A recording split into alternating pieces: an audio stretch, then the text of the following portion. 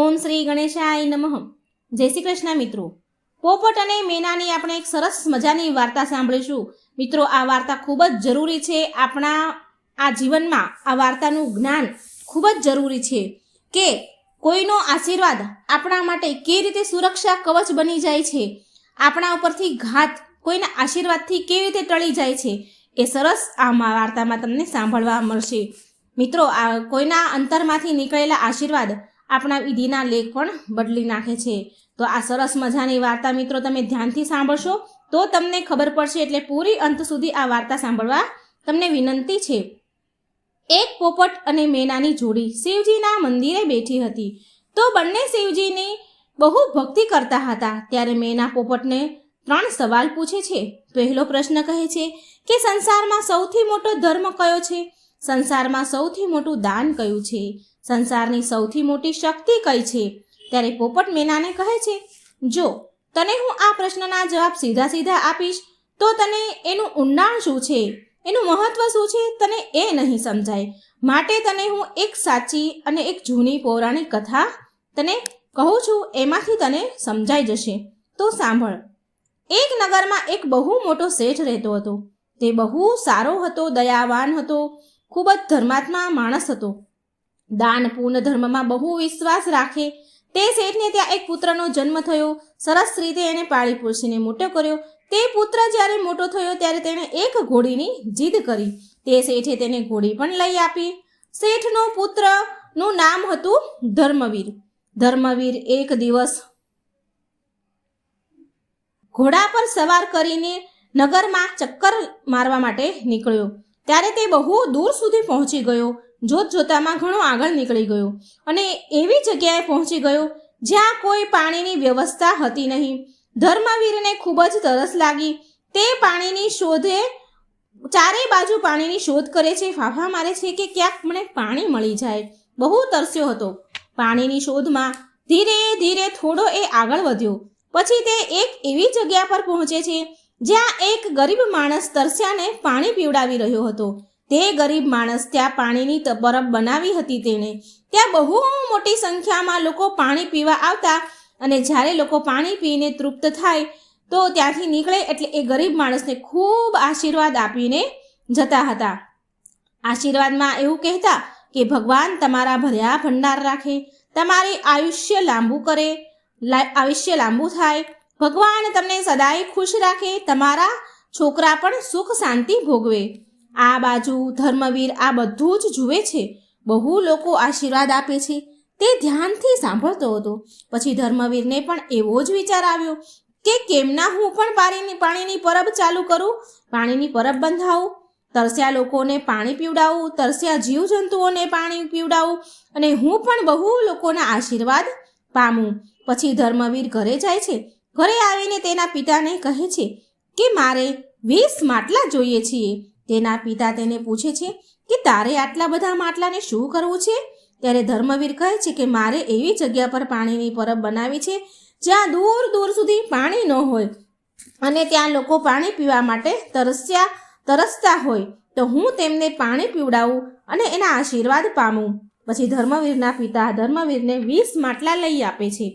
ધર્મવીર એક એવી જગ્યા પર પાણીની પરબ બાંધે છે જ્યાં દૂર દૂર સુધી પાણી મળતું ન હોય અને તે રસ્તા પર માણસોની અવર જવર વધારે પ્રમાણમાં રહેતી હોય.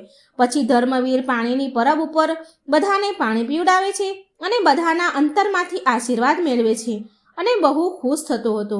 એક વખત એવું બન્યું કે જે નગરમાં તે પાણી પીવડાવે છે તે નગરમાં યમરાજાના 4 દૂતો આવે છે કોઈનો જીવ લેવા માટે. જ્યારે તે 4 દૂતો જીવ લઈને જાય છે ત્યાં તેમની નજર આ ધર્મવીરની પરબ ઉપર પડી અને તે ઊભા રહીને જુએ છે કે કેટલો સારો પુણ્યશાળી માણસ છે. ચાલો આપણે પણ ધર્મવીર પાસે જઈને પાણી પીને આવીએ. પછી ધર્મરાજાના આ 4 દૂતો આ માણસનો વેશ ધારણ કરી ધર્મવીર પાસે પાણી પીવા આવ્યા. પછી પાણી પીને ચાલ્યા જાય છે. ફરી થોડા સમય બાદ પાછા યમના દૂતો તે જ નગરમાં કોઈનો જીવ લેવા માટે આવ્યા અને જીવ લઈને જાય છે. ત્યારે ફરી ધર્મવીરની પરબ પર નજર પડે છે તો માણસનો વેશ ધારણ કરીને ફરી પાછા પાણી પીવા આવ્યા. ત્યારે ધર્મવીર આ 4 લોકોને ઓળખી જાય છે કે તમે પહેલાં પણ અહીં પાણી પીવા આવ્યા હતા ને? તમે ક્યાંના રહેવાસી છો? તમે શું કામ કરો છો? ત્યારે યમદૂતો ધર્મવીરને કહે છે કે અમે વ્યાપારી છીએ, વ્યાપારનો ધંધો કરીએ છીએ, અમારું આ રસ્તા પર આવવા જવાનું રહે છે, માટે તમારી પાણીની પરબ ઉપર પાણી પીવા આવીએ છીએ. પછી ધર્મવીર કહે છે કે શું તમે મારા મિત્ર બનશો? તો તે દૂતો કહે છે હા, અને મિત્રો બની જાય છે તે બહુ પાક્કા મિત્રો બની જાય છે.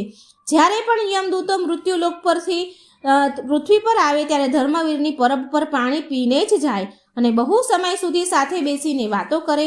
બહુ પાક્કી ભયબંધી થઈ ગઈ. હવે આ બધા વચ્ચે એક વખત યમરાજા યમદૂતને હુકમ આપે છે કે તમારે ધર્મવીર નામના માણસનો જીવ લેવાનો છે. અને યમના 4 દૂતો બહુ દુઃખી થઈ જાય છે કે અરે, આ કેવું ધર્મ સંકટ છે, આ કામ આપણાથી કેવી રીતે થશે? પણ શું કરે? યમરાજાનો હુકમ છે, વિધિના લેખ પ્રમાણે આ કામ તો કરવું જ પડે. યમરાજા સૌથી નાનો દૂત છે, તેને કહે છે કે તારે સાપ બનીને ધર્મવીરને કરડવાનું છે અને તમારે 3એ તેના પ્રાણ હરવાના છે. યમરાજા દૂતોને કામ સોંપી દે છે. પછી 4 યમદૂતો મૃત્યુલોકમાં આવે છે અને ધર્મવીર પાસે આવીને મળે છે અને જોર જોરથી રડવા લાગ્યા. ધર્મવીર પાસે આ 4 દૂતો બહુ રડે છે. ત્યારે ધર્મવીર પૂછે છે કે તમે કેમ રડી રહ્યા છો? શું થયું? આ નગરમાં કોઈ તમારી સાથે ખોટું કર્યું છે કે શું? તમે મુસીબતમાં છો? મને કહો, હું તમારી મદદ કરીશ. યમદૂતો કહે છે ના ના, કોઈ મુસીબત નથી, અમને કંઈ જ નથી થયું. ત્યારે ધર્મવીર કહે છે તો પછી કેમ રડી રહ્યા છો? તેમાંથી સૌથી નાનો દૂત હતો યમદૂતનો, એ બહુ ચીસો પાડીને ખૂબ જોર જોરથી રડવા લાગ્યો, કેમ કે તે યમદૂતને સૌથી વધારે પ્રેમ કરતો હતો, સૌથી વધારે એને લગાવ હતો. યમદૂતનો સૌથી વધારે લગાવ અને પ્રેમ ધર્મવીર સાથે હતો. ધર્મવીર બહુ વાર પૂછે છે, વારંવાર પૂછે છે, માટે જીદ કરીને પૂછે છે. એટલે ત્યારે યમદૂતો કહે છે કે તું જીદ કરી રહ્યો છે, માટે હું તને સચ્ચાઈ જણાવી દઉં. અને કહે છે કે અમે માણસો નથી, અમે યમદૂતો છીએ. અને જ્યારે આ નગરમાં આવતા હતા ત્યારે અમે કોઈનો જીવ લેવા માટે આવતા હતા અને એ બહાને તારી પરબ પર પાણી પીવા આવતા હતા અને તને બહુ પ્રેમ કરીએ છીએ અમે 4. પછી યમદૂતો કહે છે કે અમને યમરાજાએ કાલે તારા પ્રાણ લેવાનો હુકમ આપ્યો છે. કાલે 12 વાગે તારું મૃત્યુ થશે. આ વાત સાંભળી ધર્મવીર ડરી જાય છે, પણ પછી હિંમત કરીને યમદૂતોને કહે છે મિત્રો, કોઈ વાંધો નહીં, જે આ સંસારમાં આવ્યા છે તેને જવું તો પડશે જ ને, કંઈ વાંધો નહીં. કાલે તમે મારા પ્રાણ લઈ જ લેજો, તમારું કાર્ય તો તમારે કરવું જ પડે ને. હું મૃત્યુથી નથી ડરતો. યમદૂતો કહે છે હા, પણ અમને દુઃખ બહુ થાય છે. હા, અમે એટલું જરૂર કરીશું કે તને મૃત્યુના સમયે પીડા નહીં થાય. તેમાં સૌથી નાનો યમદૂત કહે છે કે કાલે ઠીક 12 વાગે હું સાપ બનીને તને કરડીશ. ધર્મવીર પરબ બંધ કરીને તેના ઘરે જાય છે. ધર્મવીરના થોડા દિવસ પહેલાં જ લગ્ન થયા હતા. તે ઘરે જઈને તેની પત્નીને મળે છે, તેના પિતાને મળે છે, પણ એ તેમને કંઈ પણ વાત કહેતા નથી. કાલે 12 વાગે તેનું મૃત્યુ થવાનું છે એ કંઈ પણ કહેતા નથી. અને પછી બીજા દિવસે તે સવારે નાહી ધોઈને તૈયાર થઈ જાય છે. પછી તે તેની પત્ની અને તેના પિતાને મળે છે, થોડો સમય વિતાવે છે એમની જોડે, રાજી ખુશીથી વાત કરે છે. થોડી વાર પછી તે ત્યાં ઘરની સીડી ચડવા જાય છે. ત્યાં તેને સાપ દેખાય છે અને ધર્મવીર સમજી જાય છે. ધર્મવીર કહે છે કે સાપને કે અંતે મારે જવાનો સમય તો આવી જ ગયો છે, તમે મને કરડી લો, વિધિના લેખ ક્યાં મિથ્યા થાય છે, આવું કહે છે ધર્મવીર. ત્યાં ધર્મવીરની પત્ની સાંભળી જાય છે. પછી ધર્મવીરની પત્ની વિચાર કરે છે કે અરે, મારા પતિનું તો મૃત્યુ થવાનું છે, હું વિધવા બની જઈશ, હું પણ જીવીને શું કરું? તે ભગવાનનું ધ્યાન કરવા બેસી જાય છે અને ભગવાનને કહે છે કે હે ભગવાન, તારો આ કેવો ન્યાય છે? હજી તો મારા લગ્ન હમણાં જ થયા છે અને તમે મારો સંસાર પૂરી રીતે હજી તો મેં વસાવ્યો પણ નથી, ત્યાં તમે ઉજાડી દેશો? આમ કરીને તે ધ્યાનમાં બેસી જાય છે, રડવા લાગે છે. અને એ જ સમયે એવું બન્યું કે જે સમયે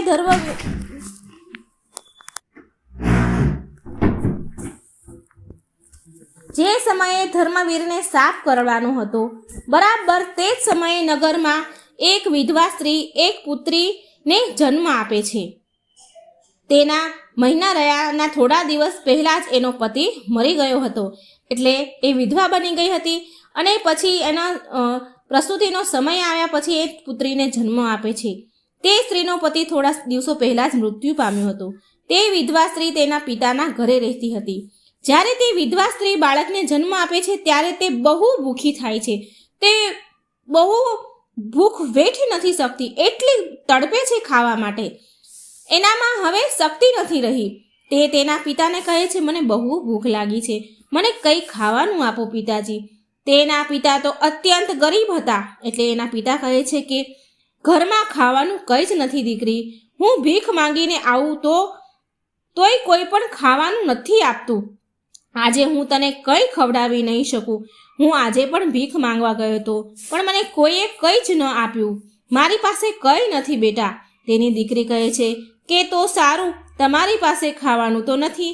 હું આ મારી દીકરીને જન્મ આપ્યો છે, હું તેને જ ખાઈ જાઉં. મારાથી હવે રહેવાતું નથી, એટલી ભૂખ લાગી છે મને. આવું સાંભળીને તેના પિતા રડવા લાગ્યા અને કહે છે, ના, એવું ન કર બેટા, હું પાછો નગરમાં જાઉં છું.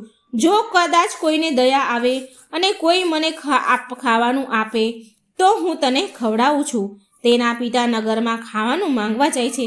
આખું નગર ફરે છે, કોઈ તેને ખાવા નથી આપતું. છેવટે તે ધર્મવીરના ઘર સુધી આવીને માંગે છે, પોકાર કરે છે કે ભિક્ષા આપો, ખાવાનું આપો. બૂમ પાડે છે કે કોઈ ખાવાનું આપી દો, મારી પુત્રી સુવાવડી છે, બહુ ભૂખી છે. જો તેને ખાવાનું નહીં મળે તો તેની પુત્રીને જન્મ આપ્યો છે એ એની પુત્રીને જ ખાઈ જશે. કૃપા કરી, દયા કરી કોઈ ખાવાનું આપો. આ બાજુ ધર્મવીરની પત્નીએ 36 પ્રકારના ભોજન બનાવ્યા હતા. ધર્મવીરની પત્નીએ ભિક્ષુકનો આજે ભિક્ષા માંગવા આવ્યા હતા એનો અવાજ સાંભળ્યો. ધર્મવીરની પત્ની વિચારે છે કે હમણાં થોડી જ વારમાં મારા પતિનું મૃત્યુ થવાનું છે. આ ભોજન કોણ ખાશે? તો એનાથી તો સારું છે કે આ ખાવાનું હું આ ભિક્ષુકને આપી દઉં. તે બધું જ ભોજન તે ભિખારીને આપી દે છે. તે ભિખારી દોડતો ઘરે જાય છે અને જમવાનું તેની સુવાવડી દીકરીને આપે છે. તે સુવાવડી વિધવા સ્ત્રી બહુ ખુશ થઈ અને તેની આત્મા બધું જ ખાધું અને તેની આત્મા તૃપ્ત થઈ. તે રાજી થઈ ગઈ. તેના પિતાને કહે છે કે આ 36 પ્રકારના પકવાન બહુ સ્વાદિષ્ટ હતા, મેં પેટ ભરીને ખાધું છે. તમને આ કોણે આપ્યું? ભિખારી પિતા કહે છે કે આ જમવાનું આપણા નગરના શેઠની વરવધુ છે એણે આપ્યું છે. પછી તે સુવાવડી સ્ત્રી તેના અંતરમાંથી આશીર્વાદ આપે છે કે તેનો ચૂડી ચાંદલો હંમેશા અમર રહે, અખંડ સૌભાગ્યવતી રહે. જ્યાં તે આવો આશીર્વાદ આપે છે તેવું જ વિષ્ણુ ભગવાનનું સિંહાસન હચમચવા લાગ્યું. પછી વિષ્ણુ ભગવાન નારદજીને બોલે છે, કહે છે કે તમે જરા જુઓ તો, મારા કયા ભક્ત પર આવું સંકટ આવ્યું છે કે મારું સિંહાસન ડોલવા લાગ્યું. નારદજી મૃત્યુ લોકમાં આવે છે અને તે જાણવા મળે છે કે થોડા જ સમયમાં ધર્મવીરનું મૃત્યુ થવાનું છે. સાપ કરડીને મૃત્યુ થશે. યમના દૂતો સાપ બનીને કરડવા આવ્યા છે. નારદજી પાછા વિષ્ણુ ભગવાન પાસે ગયા અને વિસ્તારથી બધી વાત કરી. વિષ્ણુ ભગવાન મૃત્યુ લોકમાં આવે છે અને તે પેલી વિધવા સ્ત્રી સુવાવડી હતી અને તેના અંતરમાંથી અખંડ સૌભાગ્યવતીનો જે આશીર્વાદ આપે છે તે આશીર્વાદનું કવચ બનાવી ધર્મવીર પર ઢાંકી દે છે. એ આશીર્વાદનું સુરક્ષા કવચ બનાવ્યું અને ધર્મવીર પર ઓઢાડી દીધું. આ બાજુ ધર્મવીરના મૃત્યુનો સમય આવ્યો અને ધર્મવીરને સાપ કરડે છે. યમનો દૂત સાપ બનીને કરડે છે. પણ આ શું? ધર્મવીરને તો કંઈ જ નથી થતું. યમદૂત વિચારે છે કે જેને હું કરડું છું તે વ્યક્તિ તો કોઈ સંજોગોમાં નથી બચતો, મૃત્યુ પામે છે, અને આને કેમ કંઈ જ ન થયું? તે ફરી તીવ્ર ગતિથી કરડે છે પણ તોય કંઈ નથી થતું. આમ તે સાપ વારંવાર ધર્મવીરને કરડે છે અને ધર્મવીરને કંઈ જ નથી થતું. પછી ત્યાંથી ચારેય યમદૂતો યમલોકમાં જઈને યમરાજાને કહે છે કે અમે ધર્મવીરને વારંવાર કરડ્યું, એને મારવાની કોશિશ કરી પણ તેનો વાળ પણ વાંકો ન થયો. આમ સુવાવડીના આશીર્વાદ ફળ્યા. પછી પોપટ મેનાને કહે છે કે તારા પહેલા સવાલનો પહેલો સવાલ હતો કે સંસારની સૌથી મોટી શક્તિ કોણ છે?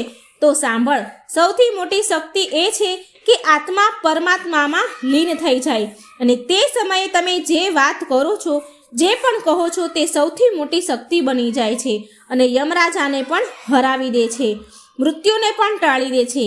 આવો જ આશીર્વાદ પેલી સુવાવડી સ્ત્રીએ ધર્મવીરને આપ્યો અને ધર્મવીરનું મૃત્યુ ટળી ગયું. અને બીજો સૌથી મોટો ધર્મ કયો છે? તો સૌથી મોટો ધર્મ જરૂરતમંદ વ્યક્તિને દાન આપવું. જ્યાં જરૂર ન હોય અને તમે દાન આપો તો તેનું કોઈ પણ મહત્વ નથી હોતું. સૌથી મોટું દાન કયું છે? તમારો આ ત્રીજો પ્રશ્ન છે. તો સૌથી મોટું દાન અન્નદાન છે. ભૂખ્યાને ભોજન આપવું એ સૌથી મોટું દાન છે. આનાથી મોટું કોઈ દાન નથી. જ્યારે ભૂખ્યાને જમાડીએ છીએ અને તેની આત્મા તૃપ્ત થાય છે અને તેના અંતરમાંથી જે આશીર્વાદ નીકળે છે ને, તે આશીર્વાદ યમરાજાના દૂતોને પણ હરાવી દે છે. તે સાચો આશીર્વાદ હોય છે.